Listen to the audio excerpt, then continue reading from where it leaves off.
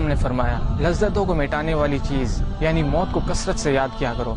ایک انصاری نے عرض کیا یا رسول اللہ مومنوں میں سے سب سے زیادہ عقل مند کون ہے؟ آپ صلی اللہ علیہ وسلم نے ارشاد فرمایا جو موت کو زیادہ یاد کرتا ہو اور موت کے بعد آنے والے وقت کے لیے اچھی تیاری کرتا ہو وہ سب سے زیادہ عقل مند ہے۔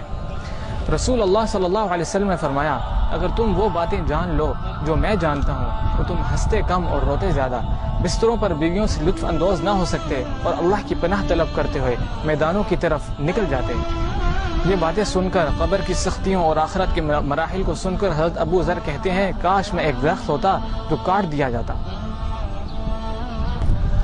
حضرت انس سے روایت ہے کہ نبی صلی اللہ علیہ وسلم نے فرمایا اگر مجھے خدشہ نہ ہوتا کہ تم اپنے مردے دفن کرنا چھوڑ دو گے تو میں اللہ تعالیٰ سے دعا کرتا کہ وہ تمہیں عذاب قبر کی آوازیں سنا دے۔ حضرت ابو ہریرہ رضی اللہ عنہ سے روایت ہے کہ نبی صلی اللہ علیہ وسلم نے فرمایا آدمی جب قبر میں دفن کیا جاتا ہے تو فرشتے سر کی طرف سے عذاب دینے کے لیے آتے ہیں تو تلاوت قرآن اسے دور کر دیتی ہے، جب فرشتے سامنے سے آتے ہیں تو صدقہ خیرات اسے دور کر دیتا ہے، اور جب پاؤں کی طرف سے فرشتہ آتا ہے تو مسجد کی طرف چل کر جانا اسے دور کر دیتا ہے۔ میرے محترم بھائیوں اور بہنوں، میت کے ساتھ 3 چیزیں جاتی ہیں، 2 واپس آ جاتی ہیں اور میت کے ساتھ ایک ہی چیز رہ جاتی ہے۔ میت کا اہل و عیال، مال اور اعمال اس کے ساتھ جاتے ہیں، اس کا اہل و عیال اور مال واپس آ جاتا ہے، صرف اس کے ساتھ اس کے اعمال رہ جاتے ہیں۔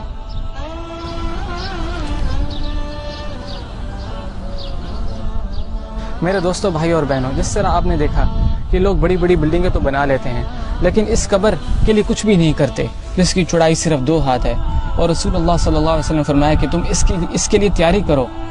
لوگ آج اپنی پوری زندگیاں جاب، سیلری اس چیز کو مقصد بنا لیتے ہیں جو کہ یہ ہماری صرف ضرورت ہے، ہمارا مقصد نہیں ہے، اور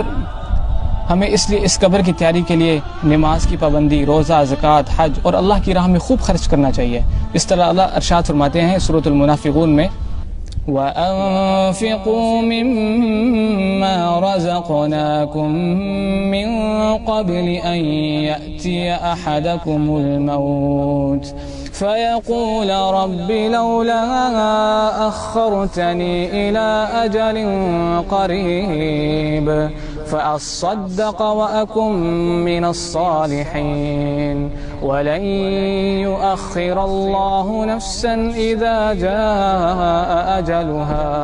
وَاللَّهُ خَبِيرٌ بِمَا تَعْمَلُونَ۔